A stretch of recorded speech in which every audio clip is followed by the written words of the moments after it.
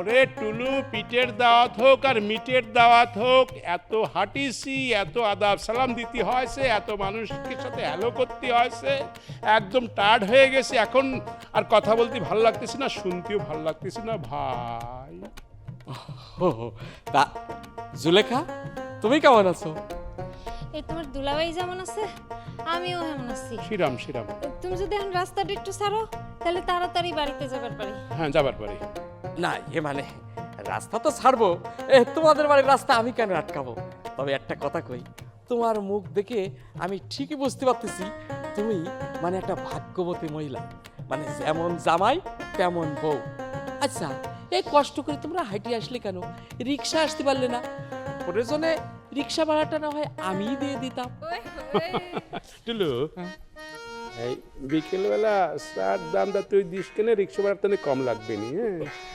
হ্যাঁ, ঠিক আছে, সেটা আর বলতে হয় নাকি?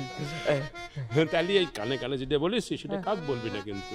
আরে ওটা তো শালা দুলা ভাইয়ের কথা, এটা কি অন্য লোকের কোয়া লাগে? আচ্ছা দুলা ভাই, তাহলে পরে আপনি বাসায় যান, যে রেস্ট করেন, ওই 5টার দিকে মানে সন্ধ্যের একটু আগে আগে চলে আসবেন। হ্যাঁ, তুই মিস কল দিস। আচ্ছা ঠিক আছে। ওকে।